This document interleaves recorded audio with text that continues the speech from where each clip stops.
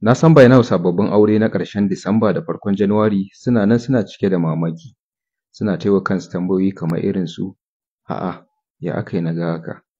Wai dama haka abin yake? Ni fa na kasa fahimtar abin nan. To a cikin wannan bidiyon zan yi ƙoƙari ne bayanin wasu daga cikin abubuwa da ya kamata a sani a ɓangare na exercise in the other room. To da farko ya kamata ku sani saduwa ba abu bane na tashin hankali, ba abu bane da za ku ce sai kun ƙure juna ko kuma sai kun nuna wa juna ku su waye. Abu ne da ya kamata a yi shi a cikin nutsuwa kuma a samu nishaɗi da kwanciyar hankali bayan an gama. Sannan ku sani ku 'yan koyo ne, ba lallai bane komai ya bada ma'ana a farko ɗin nan. Ku ɗauka saduwa a farkon aure kamar kana so ka koyi mota ne manual, dole sai ka yi haƙuri. Da farko za ka yi tunani kamar ƙarfi ne kawai abin, daga baya kuma sai ka zo ka fahimta kawai skills kake da buƙata. Idan ana da buƙatar a ji daɗin exercise in the other room, to ana da buƙatar jiki sannan kuma ana da buƙatar nutsuwar ƙwaƙwalwa da tunani.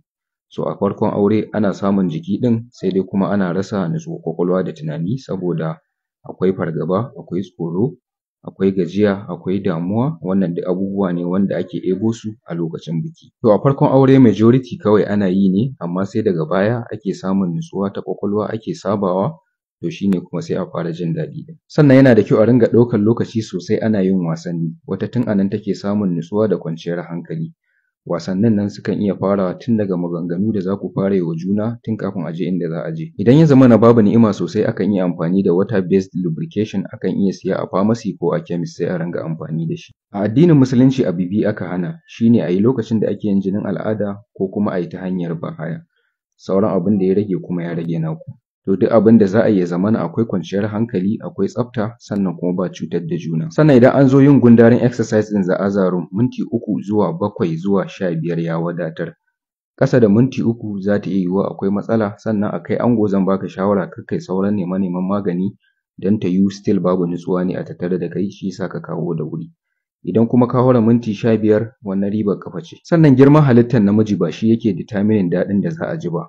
So ko da kai ɗan abun nan ne ka kwantar da hankalinka. Idan an zo maganar position, to duk wanda za ku iya yi sai ku yi, amma dai a tabbatar akwai nutsuwa kuma babu cutarwa. Sannan kai namiji kar ka manta kai ɗan koyo ne, a lokacin da kake tuƙa motar nan tana iya mutuwa a koda yaushe. Sai dai ka yi haƙuri ka jira kuma daga baya sai a ci gaba. Sannan tusar gaba ba matsala ba ce, a mafi akasarin lokaci iska ce take shiga a wani position da aka yi, to duk abin da ya shiga kam ai dole ya fito ko. Sannan dawowar ruwan maniyyi bayan an gama ba matsala ba ne, hakan baya kawo rashin juna biyu. Ƙwayoyin halittar da za su tafi su je su haɗu da ku already sun riga sun tafi, so duk wanda ya dawo ba matsala ba. Idan akwai sata ansa ɗaya da zan ba ku ita ce ku tattauna kuma ku ringa tattaunawa. Kar ku ji kunya, ka faɗa mata abin da kake so, ita ma ta gaya maka, ta haka ne za ku san abin da kuke da buƙata kuma ku biya wa juna buƙata. Sannan akan iya ganin jini a lokacin da aka fara yi saboda fashewar hymen.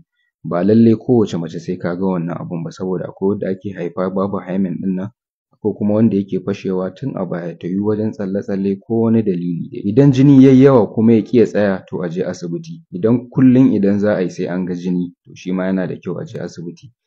Idan ya zamana duk lokacin da za a yi sai an ji ciwo, so shi ma yana da kyau a je asibiti don a duba. Yawan yin exercise in the other room ya danganta da ku. Ku nemi abin da ya yi muku, idan ta kama a wata sau ɗaya za ku ringa yi kuma kun gamsu a haka shi kenan. Idan kullum za ku iya yi sau 10 kuma da haka kuka gamsu, shi kenan babu damuwa. Kar ku tayar da hankalinku akan rashin samun juna biyu sai bayan shekara 1 da aure, kuma a haka ma sai dai idan ana samun exercise in the other room regular a sati, kamar sau 3 a lokuta daban-daban. Duk 'yan gulman da suke nema su taya muku da hankali akan rashin samun juna biyu, ku ce musu Allahn da bai kashe su ba shi ne bai ba ku juna biyun ba.